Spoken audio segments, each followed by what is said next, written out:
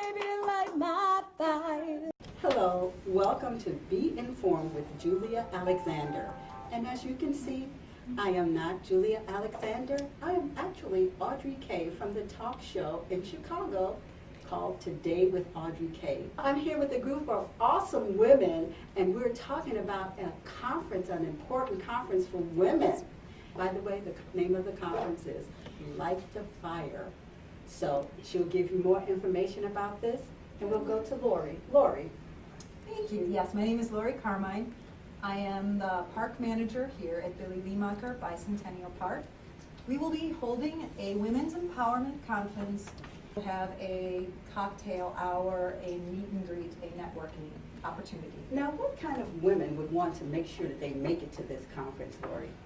I believe anyone who is looking to enter the workforce, re-enter the workforce, or find a different position in the workforce. We are looking at 3 major areas, and we are really focusing on self-image. I am a mother. I have 2 daughters, one of them who is about to go into college. Now, will they be there? Can people bring their daughters? Yes, most definitely. High school, I don't know if I'd go too young, but definitely high school and up. But I having experienced, I work in the field with stagehands, and I've worked with a lot of men. And sometimes I don't feel I have given my best effort, or put my best foot forward, or presented myself in the best way. And I think a lot of women have that problem, that we tend to put ourselves maybe in the back seat. And I would have a lot of people trying to do things for me. And whenever they did that, then I got a lot of no's. You can't do that. You're too weak. You can't go on to this college. You can't do this. Don't even try for that scholarship. What are you thinking? And in my mind, it became, I have to become more independent, more strong, if I want to do what I want to do. Not everyone's going to agree with you. Everyone has a right to their opinion. Everyone's opinion is important. They're not always going to agree with you, but your opinion of you is important. So if you are happy with what you've done, then that is the important thing. That's what matters. You can't control anything else. You can only control you. The amount of women in politics overall has improved. If you follow the news, you notice that in the Senate, in the U.S. House of Representatives, there has been some increases, and also at the state level. In Will County, it has not increased very much. We are predominantly a male board, Will County is, and in other counties around the country, that's what I'm seeing as well. Women are more vocal, they bring a lot to the table, add a lot to the discussion, but they are not being elected at the same rates. Okay. Hello, my name is Betty Gavin. I'm the councilwoman for the 4th District in the city of Champions, the city of Joliet. My length of time in politics is quite new. I was appointed to the position where I am now by a vacancy that was left on the board in 2014. In 2015, I had to run for the position. I did that successfully. I was mostly the person on the outside that they would call the community agitator. I was pushing from the outside in to make changes. The status of women have really changed here lately, more lately now than ever before. I have seen that that women themselves have really stepped up to the plate. They have leaned forward, and their voices are being heard. And that is what's so important to me, is that women's voices be heard. My aha moment was this, and let me kind of lay it out this way for you, if I may. Being involved in service and being able to fight for the right, it was like I was standing at the end of a river, and I heard this, you know, a young lady told me this at one time. You're like standing at the foot of the river, pulling people out, drowning people out of the river, out of the water. And all of a sudden it comes to you to say, if I'm pulling them out, who in the world is pushing them in? So you take that track to the edge of that river and you go up and you find out what is really going on. And when you cut to the issue of a problem and find out the root cause and you work to solve it, that was my aha moment right there. My less than moment, I was employed by a department that was all men. In that, working through that, I had no voice. I was the invisible one in the room. I had no voice in what was going on. I even got a written reprimand for smiling too much. And I thought, this could not happen. This could not be. How can you get written up in your performance evaluation for smiling? I thought that was the most insidious thing I ever heard. So I had to be able to become me, show me. I had to stand up for that I knew was right. And in that room where my voice was silent, I stood up. And there were some times I pounded on the table, but I was determined to be heard. And so as I did that, I felt stronger every time. I gained both. I gained the respect because now they are listening, they are hearing, they're adding me into the conversation. And they recognized who I was, what I stood for, and that, to me, that was both for me. I got it both. My name is Christy Lester, and I work for the First National Bank of Ottawa. However, this is the area in which I work. I've lived in the Joliet area for 19 years now. So giving back to the community has always been part of what I do.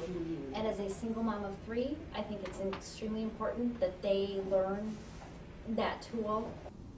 Light the Fire is important to me because as a single mom of a 12-year-old girl, I want to teach her to have the voice to stand up for herself, to love herself, and to go for what it is that she wants. What's prompted me to really, my aha moment of feeling less than and realizing the importance of our Light the Fire program is in 6th grade, I was living in Springfield, and we decided, my dad took a job up here, and struggling in school a little with ADD, you struggle a lot. And back in that day, nobody really knew. They thought you were wasting your time or whatever. So they decided to hold me back in 6th grade when we moved up here. So not only was I moving to a new environment completely, I was then told, you're not good enough. Well, not their intentions, of course, but that brought my self-esteem down so far that I struggled. I ended up in some really bad relationships. I don't want my daughter struggling that way. I see a lot of me in her, and I want to break that cycle for her. I want her to see that it's okay to be assertive.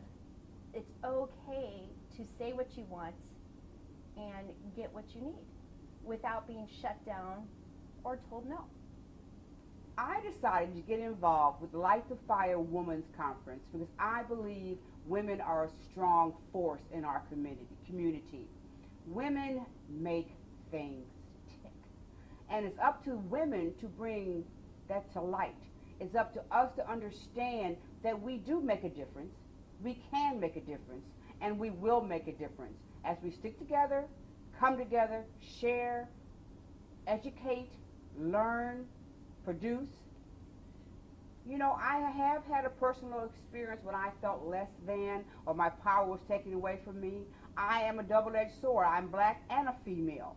And there was a time when I worked for a company in Milwaukee, Wisconsin, and I was the secretary, but there was an opening for a route salesman delivering the bread.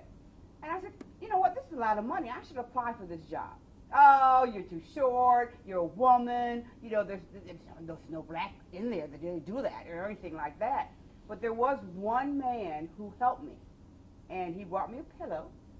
He took me out on his route truck. He explained to me that when I bring down the racks, it'll hit me right here in the chest. And I took the exam. I passed the exam. And I told them, no, thank you. I just wanted you to know that I could do it. When you're in the office and you haven't turned in your account, watch what happens.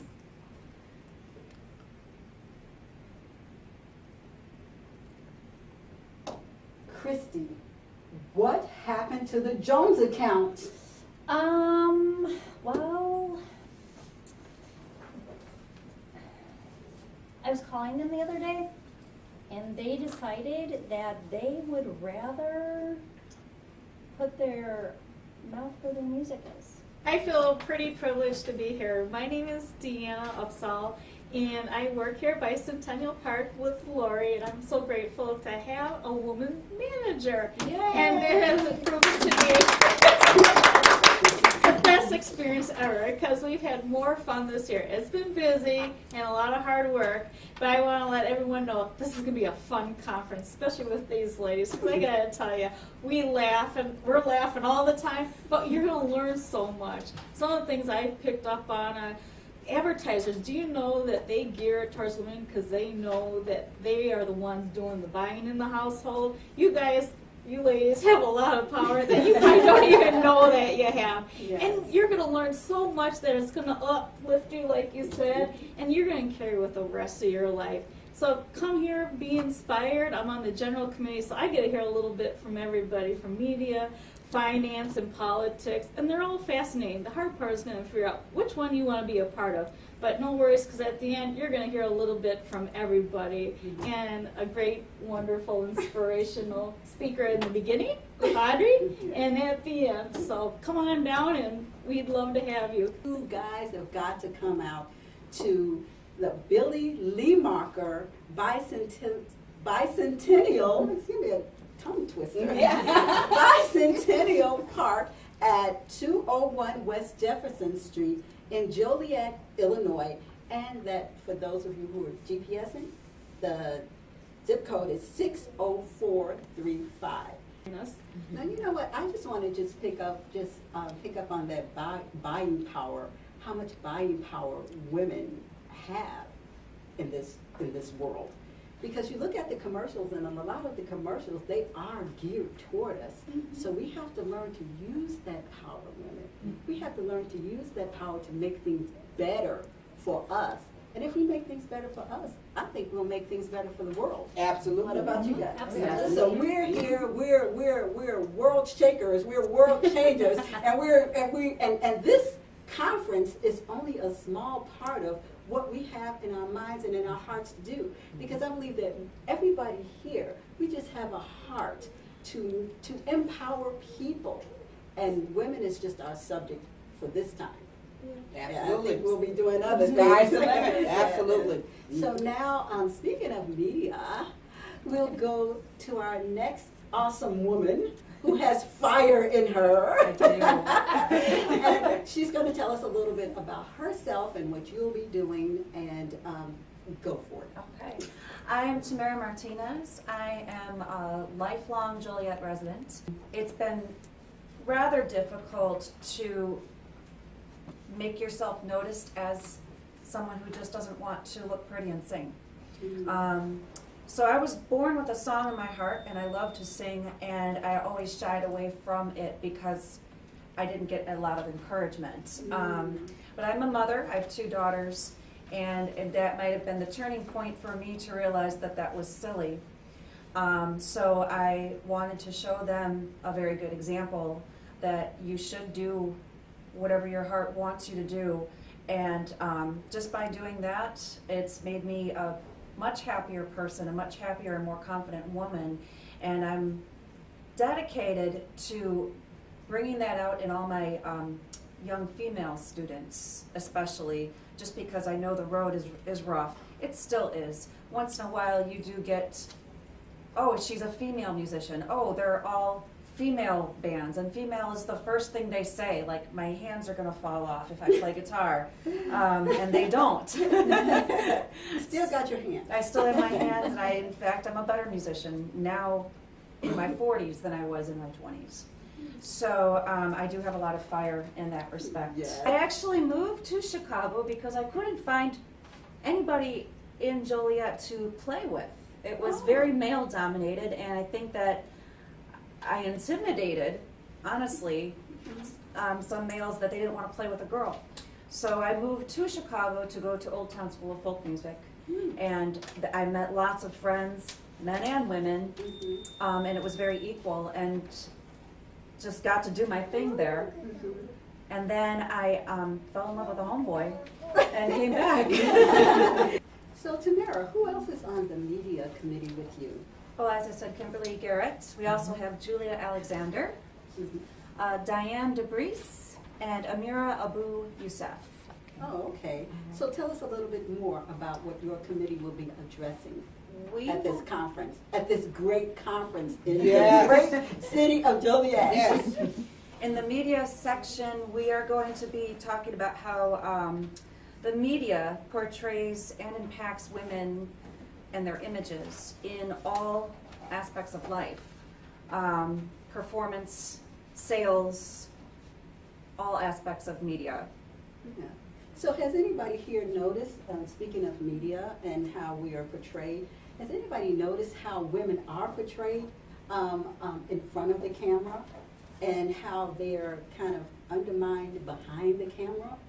Has anybody noticed that, and how does that make you feel? Oh, yes. I think we've all noticed it, although it took probably a little bit longer to really see it.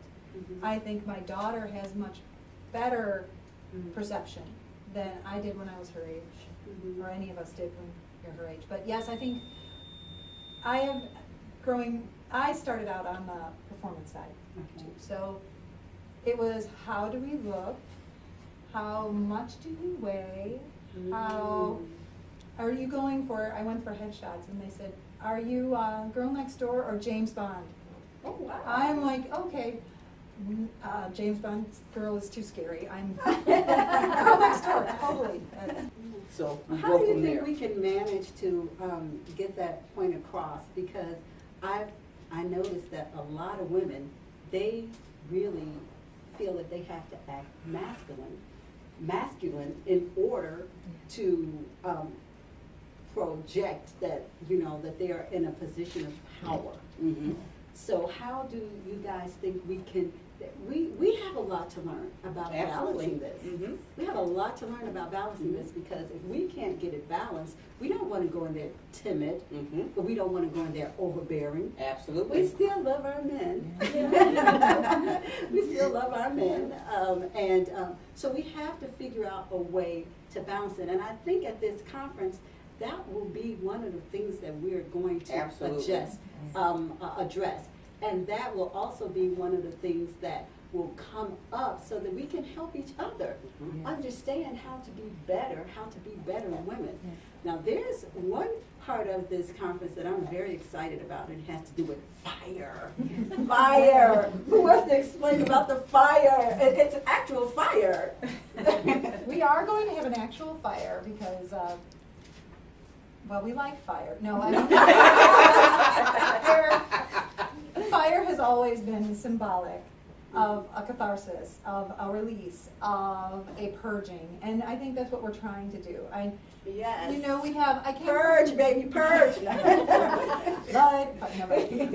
So after the conference, we're going to write down on a little piece of paper something we want to change about ourselves, something we want to strive for, a dream, a goal, and we're going to throw it in a ceremonial brazier to burn that and send the smoke into the heavens or to the sky. So it's very Well, we sing Kumbaya. Kumbaya, we We could could- have some more of.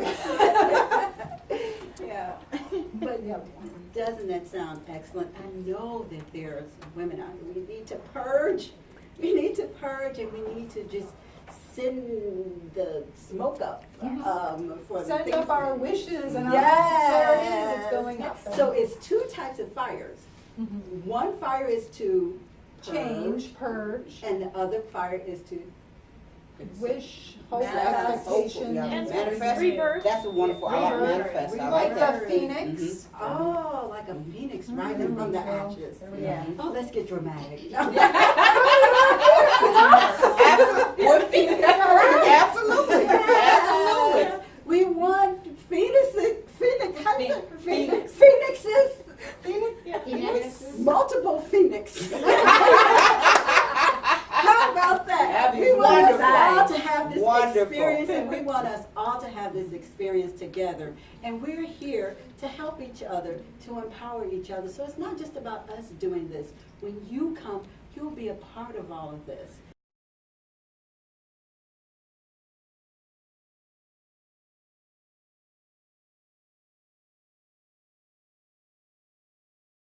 Come on, baby, light my